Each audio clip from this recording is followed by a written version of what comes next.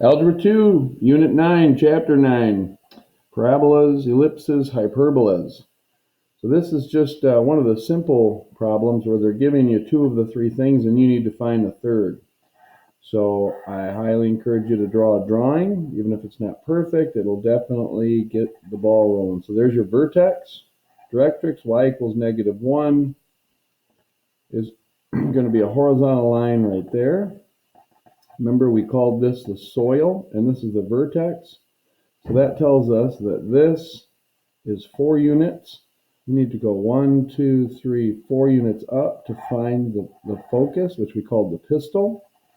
And so we have to go 4 units above this to get it. So that'd be 2, 7. So for number 2, I've already drawn the vertex right here, focus right here. We know that the parabola goes around the focus, and we also know that this has a length of 3. So from here we need to go 1, 2, 3 to find our soil, which is the directrix, and that crosses the y-axis right at 2. So our answer would be y equals 2. So I caught myself already in a mistake. Number 2, 0, -3. I went down 1, 2, 3, 4. So that's a big mistake. So really the letter C is only 2. So if I go up 2 from here, it'd go bing, bing. And then there would be my directrix right there. So that'd be y equals 1. That's the correct answer. All right, number 3, x equals -6 will be a vertical line right here. Vertex, -1, -3. We can see there's 5 spaces in between the directrix and the vertex. So we need to go 5 spaces this way to find the focus. We know our parabola is going to look like this because it blossoms away from the soil. But 5 units to the right of that would be 4, -3. And there's our focus. So number 4, I've already drawn the drawing. Vertex 0, 0, focus 0, 2. That tells us that the letter C is 2, this distance. We don't need to find the directrix here. They just want the equation. So we know from this drawing a bunch of clues. We know it's blossoming this way, and I've got this little chart here. If it's y equals ax squared, it's going to be parabola up or down. If it's an x equals ay squared, it's going to open up to the right or to the left. We can see this is going to open up upwards, so that tells us it's a y equals ax squared kind. It also tells us that a is going to be positive, and we also know that a equals 1 over 4c. So we can go ahead and figure that out. We see that c is 2, so 2 times 4 is 8. So we know, because the vertex is 0, 0, that we're not going to be shifting anything in the x direction or the y direction. We can go right to our answer. Y equals 1/8, that's our a, x squared.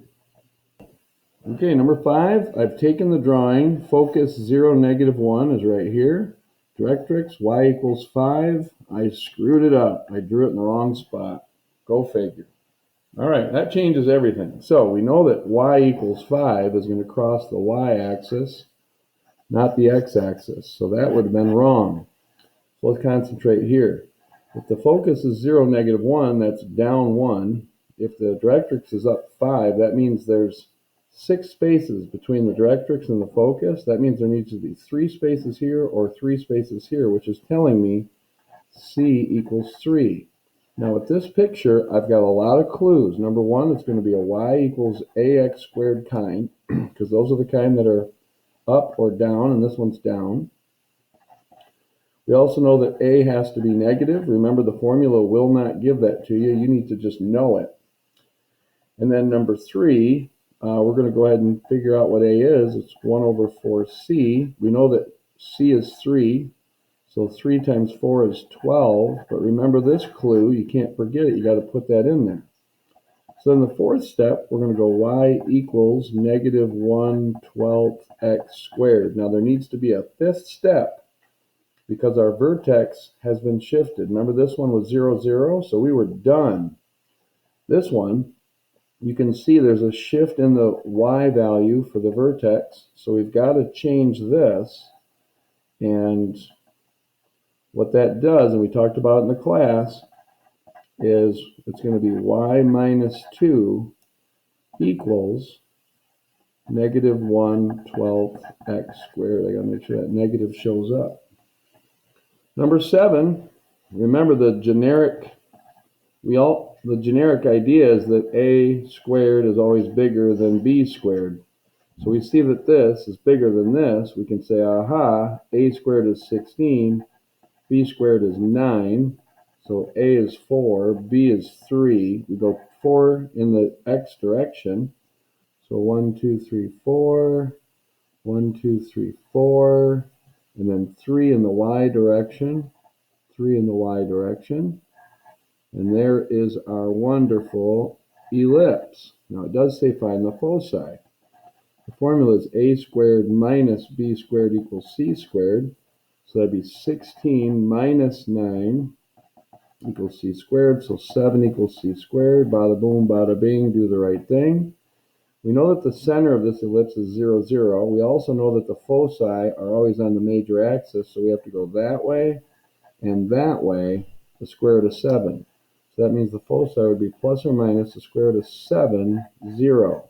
If we flip-flop these, it would be wrong because this would plunk the foci on the y-axis, which is not our major axis. So be careful with that.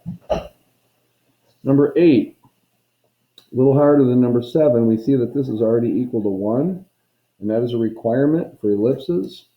So you got to start this by dividing by 16 and reducing. So that'd be x squared over 4 plus y squared over 16 equals 1. Now we can see that this is our a squared because it's bigger. This is our b squared because it's smaller. Take the square root of that. I get b is 2. Take the square root of that. I see that a is 4. This is the distance I travel along the y-axis. Up, down. This is the distance I travel along my x-axis. So I go left and right.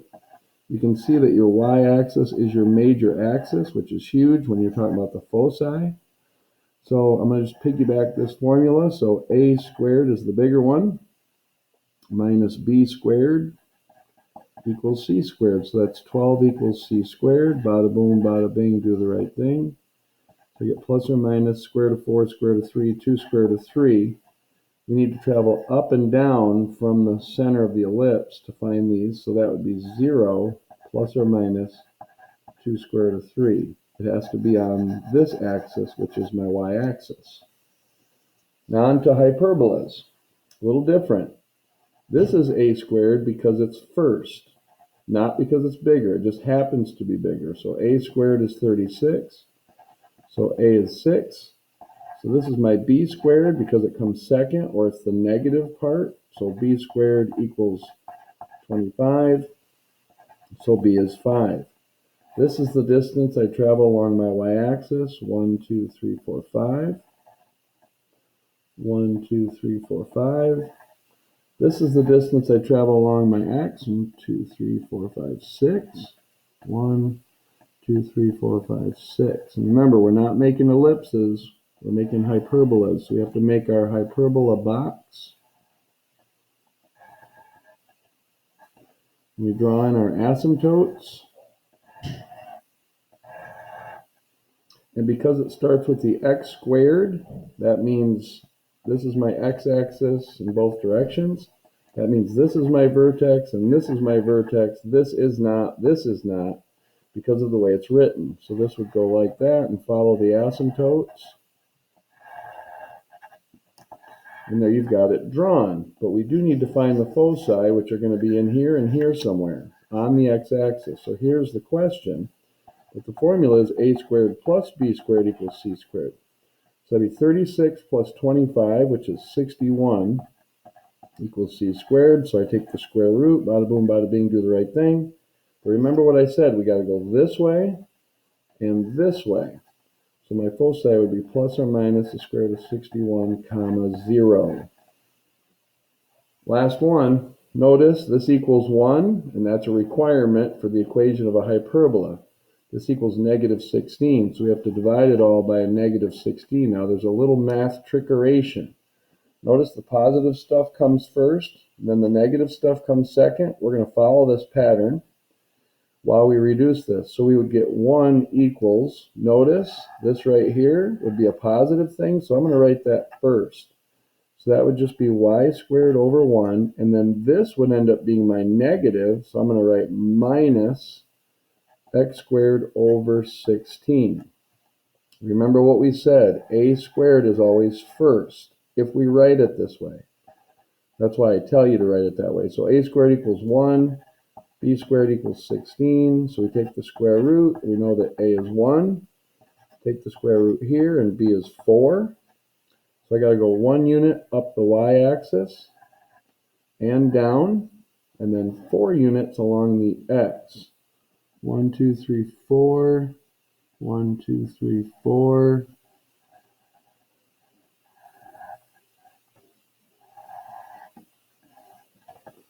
And there we have it. But the question is the hyperbola going to go like this and like this? Or is it going to go like this and like this?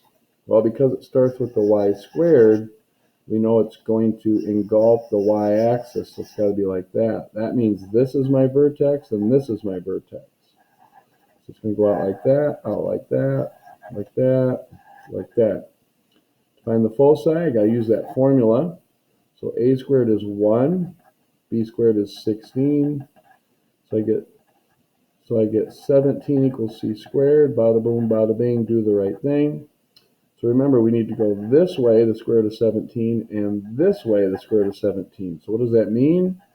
It means our foci are 0 plus or minus the square root of 17.